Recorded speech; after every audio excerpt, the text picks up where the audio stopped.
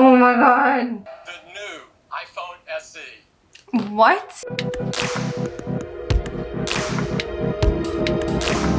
Hello creatives, welcome back to my channel. Today we're doing something a little bit different. Apple decided to release their newest event this past Tuesday, I think it was, whenever March 8th was. So I'm going to look into it. I'm not watching this the day it went live, I'm watching it the day after. However, we're still going to react to it and we're going to see what they're bringing out. So let's see what's new with Apple. I'm a graphic designer and illustrator. I use a lot of Adobe software, and Adobe software was made for Apple products initially. I use Apple products as well. I have a very old MacBook, and let me just show you. It's this one. Mine was green, pretty huge. This thing is hefty. It weighs like 13 or something pounds. Like, this thing's huge. If any of you haven't seen one of these before, I know these are very old. These were cases that you could get off of Amazon or eBay at the time, and they just clipped on. But this is what the original MacBook looked like.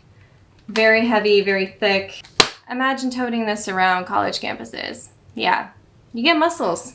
All right, I don't know why I still have that, but now we're going to see what the new Apple event is, which is the first Apple event of the year.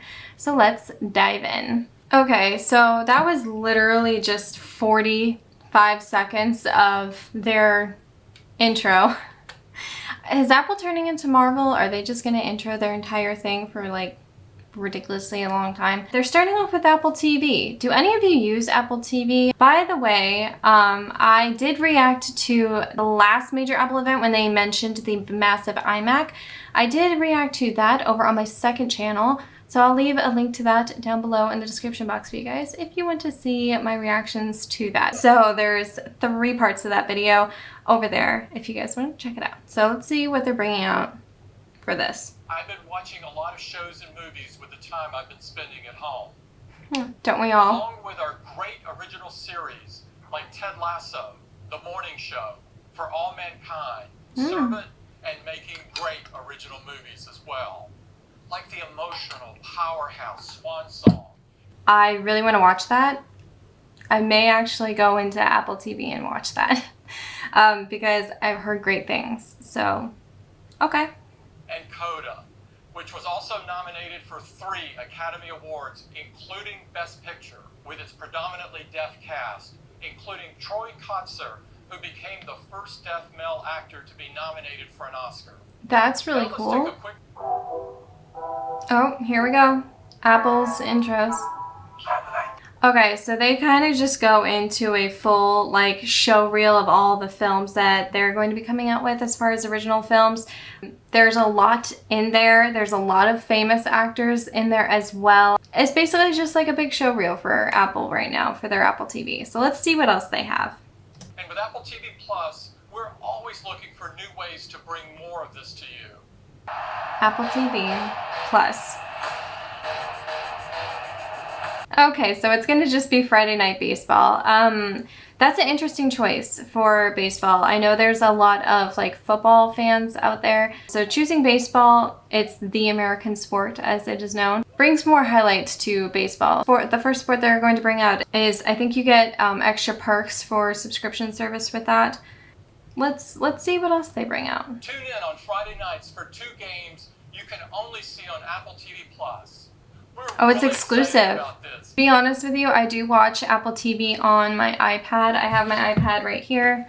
I've watched a film on Apple TV on my iPad. So that's probably where I will be watching. Starting with iPhone. iPhone.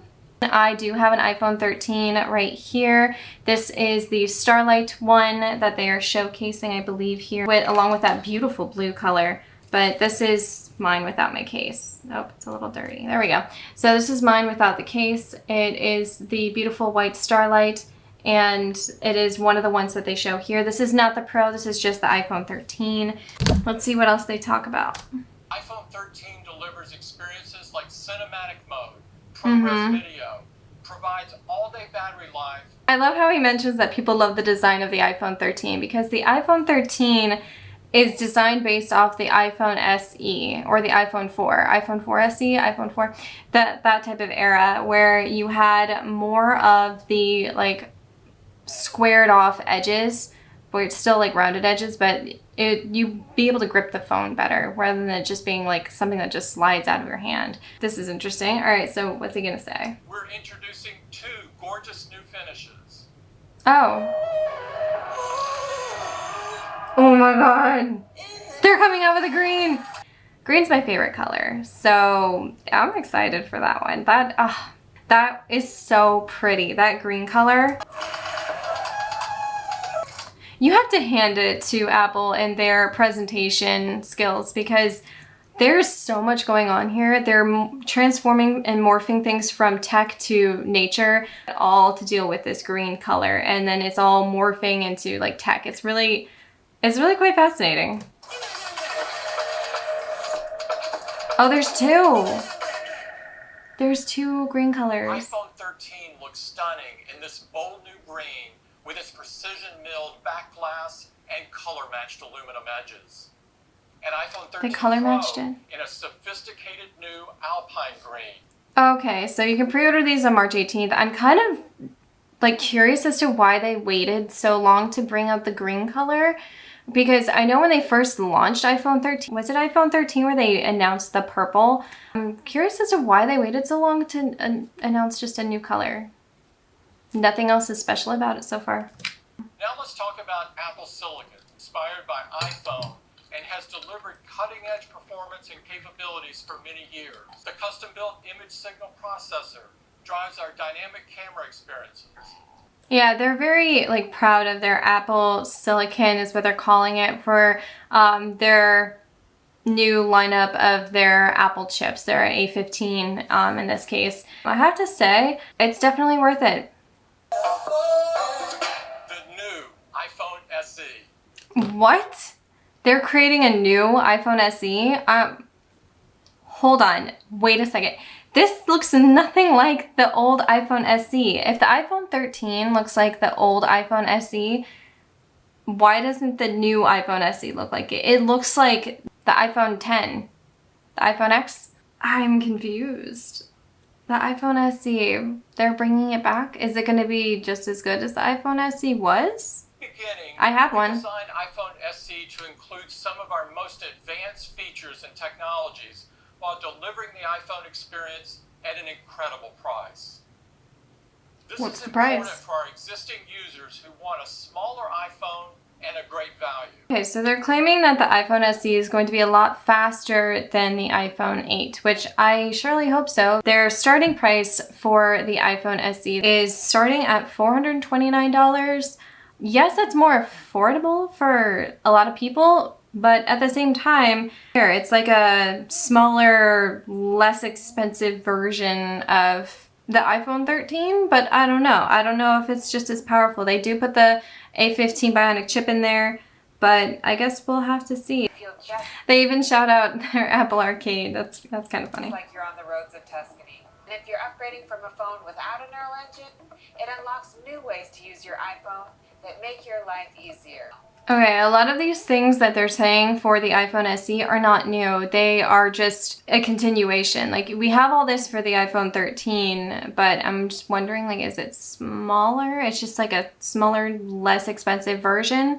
Perks when it comes to the camera, because they have the neural engine in there with the Bionic chip. So it's featuring like low light. You can take photos in low light just like you can with the iPhone 13, but it has the older look of the phones before the 12.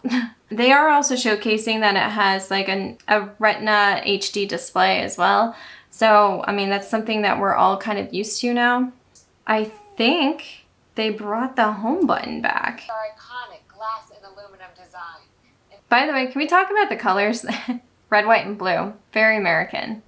They decided to use those as their base colors for the new iPhone SE. They also talk about Touch ID as well. And the Touch ID, is it a physical button? Starlight and product red.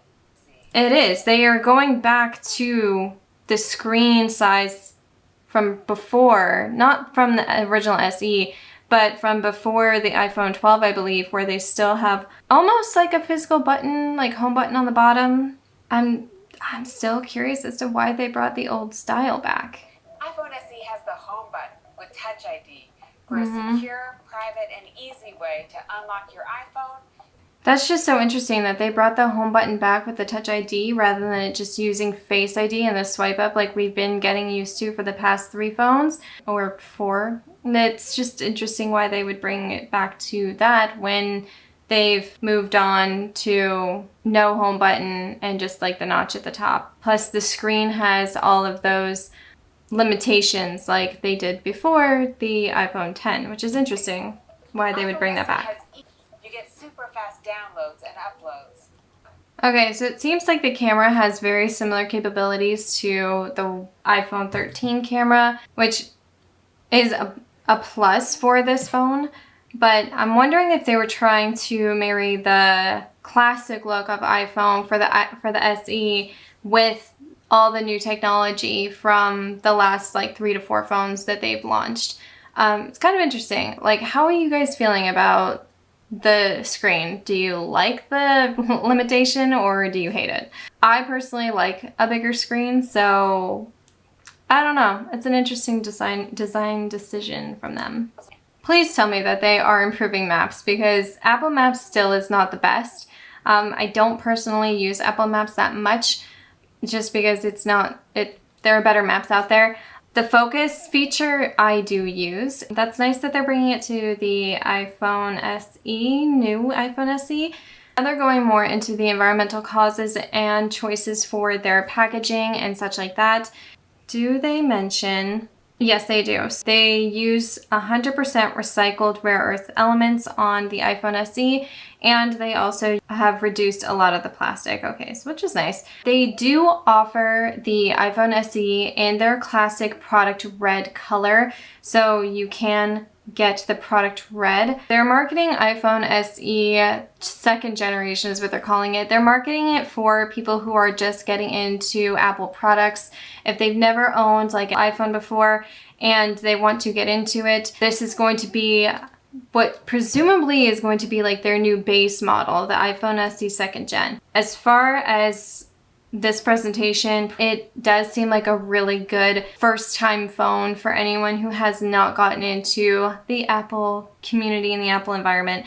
But the return of the home button and the limitations of the screen size, it just doesn't make a lot of sense for me. But I guess if you are a new user, then that does make sense for anyone who is not used to Face ID and just using like the unlock Face ID with the swipe up. To each their own. This is definitely reminiscent of the old iPhone SE. It's just a little bit bigger and a lot more powerful than that old one. Does it stack up to the iPhone 13? Maybe. Love iPad Air for being incredibly thin. They're going into the iPad Air. I just have a 10.2 inch regular 7th generation iPad. It looks just like this. It is pretty small compared to the 10.9 and the 11 inch, and I do believe there's also a 12-inch iPad now for iPad Pro. But the iPad Air is giving me a reminiscent of the old iPhone SE look with the more squared off edges. But let's see what they say because this is definitely going to be something new. Let's jump right in and talk about performance. All right, right into performance. They're talking about how they're bringing the M1 chip to the iPad Air, which they've only saved for the recent iPad Pro. They also feature a 12 megapixel ultra wide camera, 10.9 inch Retina display that is in line with the newer generation iPads, like the regular iPad. It also has True Tone, P3 white color, and anti-reflective coating, which we all love anti-reflective because we don't like glare in our face. Touch ID, of course, every iPad has Touch ID with the 8-core GPU. That you also have 2 times faster graphics. I would love to test this out because I'm a graphic designer. I would love to know and test the graphics on this. They showcase it with video games from, Apple Arcade. They also use Neural Engine, much more improved center stage camera. You can also take 4K videos with this iPad, which is very interesting, and it also has Smart HDR, which they're going into as well. like drawing a filter for a social media post with Procreate? So this is funny. They are definitely showcasing the graphics between Procreate, which shout out to Procreate. They made it into an Apple product performance presentation. That's really cool. I've always wanted to try that, by the way. If you guys want me to try that, creating a face filter for social media, let me know. This is definitely very interesting. And then of course they're going into the graphics for gaming on the iPad.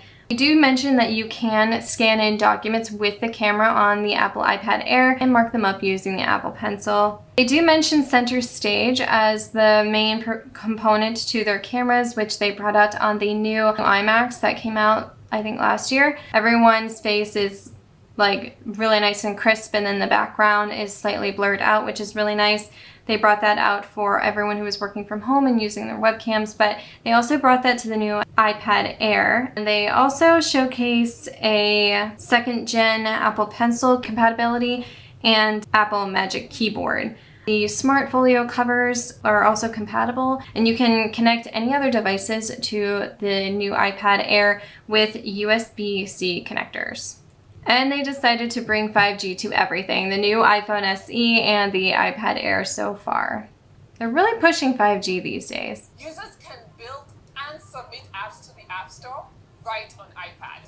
Okay, that's a little bit different. You can build and submit applications that you create straight on the iPad into the App Store. That might be just a little bit of a game changer. So you guys let me know. Do you like the new iPad Air? What do you think about it? What about the new iPhone SE? Design thoughts? And of course, they can't talk about their products without talking about the environment as well, their goals and everything like that. But they are pretty much consistent along all of their product lines so far with that. They have new colors. Their colors are very reminiscent of just very light spring pastel colors. Since we are nearing spring or just about to get into spring, this is, you know, pretty on par with the season. The iPad Air starting from $599 USD. That is definitely competitive against the newest like iPad Pro, which I believe is $799 USD. The base model iPad, which I'm looking right now, is just $329. This one seems to be smack dab in the middle, but it has a lot more features than the base model iPad. Even the iPad mini is getting a little bit expensive, but the iPad Air, what do we all think? I personally want to try it out. I think it would definitely be beneficial. With the iPad Air, there is one subtle difference. The old iPads were rounded off beveled edges, and the new iPads are the new square design that Apple seems to be obsessed with recently. Now they're going into the Mac, but which Mac is this? Let's find out. Has transformed the Mac over this past year. We've transitioned nearly every product in the Mac lineup to Apple Silicon. We're adding one last chip to the M1 family. And they're bringing out M1 Ultra. It is a monster of a chip. From M1 to M1 Pro to M1 Max. Two M1 Max type, which doubles performance. For the new M1 Ultra chip that they're creating, they wanted the M1 Max, but they wanted to double its performance. So they literally did that and created the M1 Ultra. The M1 Ultra has a 2.5 terabytes per second bandwidth, which is very high. They basically doubled everything. The memory, the GPU, the CPU, everything. This one has a lot more memory than the M1 Max. Let's see what else they say about it. To crash CPU intensive tasks, encode and decode throughput. So they're really pushing this new M1 Ultra. I'm wondering what products they're going to put this in. This is sounding very promising so far. Takes up less space, you get a lot more for it. So they're showcasing this new M1 Ultra chip that is going to be placed in this brand new Mac Studio computer. If you remember the first Mac computer, with the one with the tower, this one is only 7.7 inches square, so 7.7 inches all the way around. They claim that it is very quiet and powerful.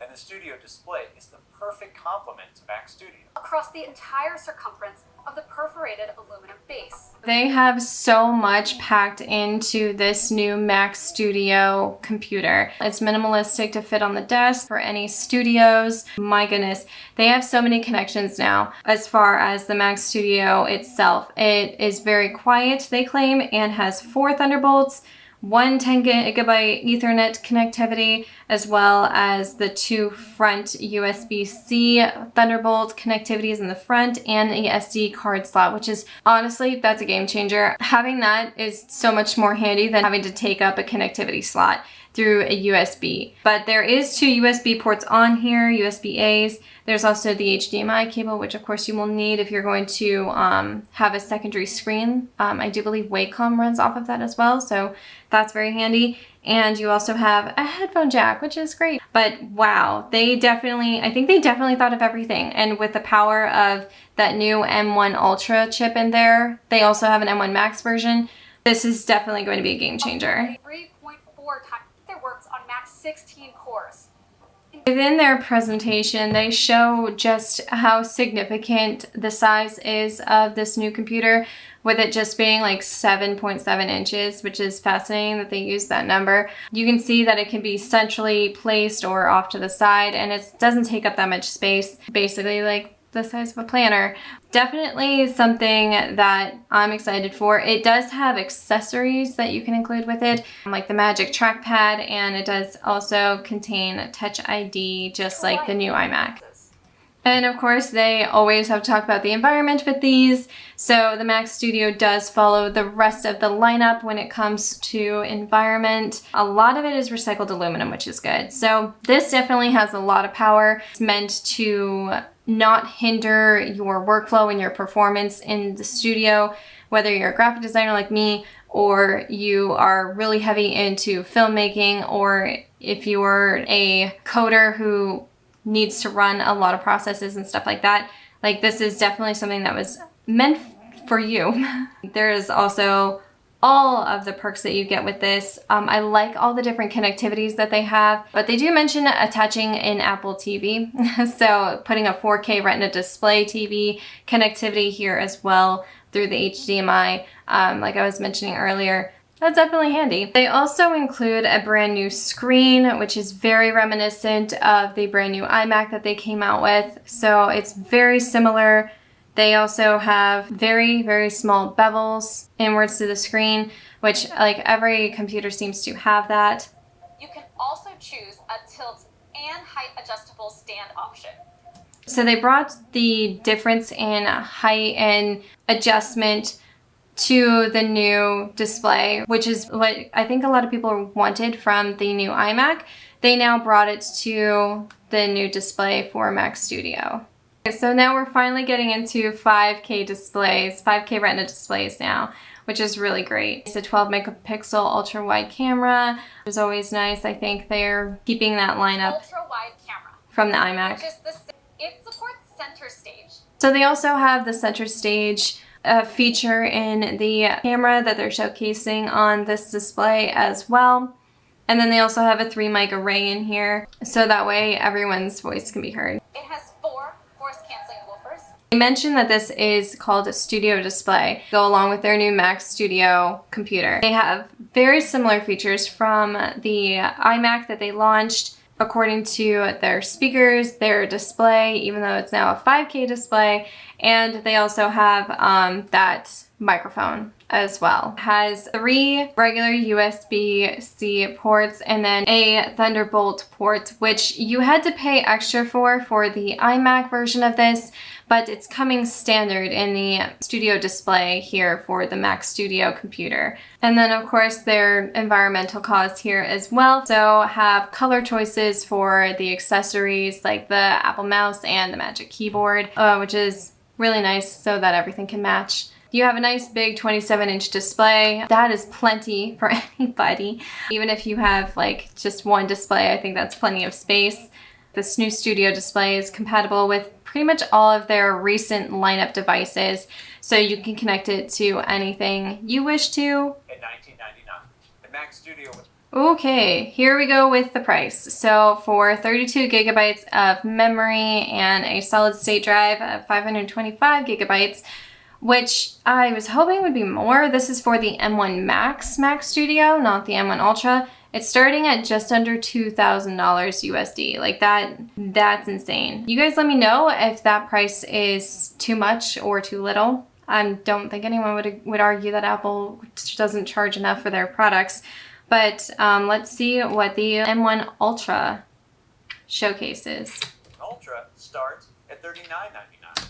Okay, so they just bumped up that price quite a bit. So if you want the M1 Max, which is honestly, it's going to be enough for your run-of-the-mill type of design work, studio work.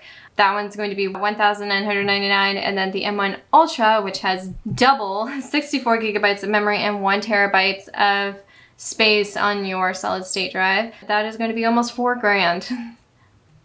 That's a hefty price tag. Is it worth it? You guys let me know.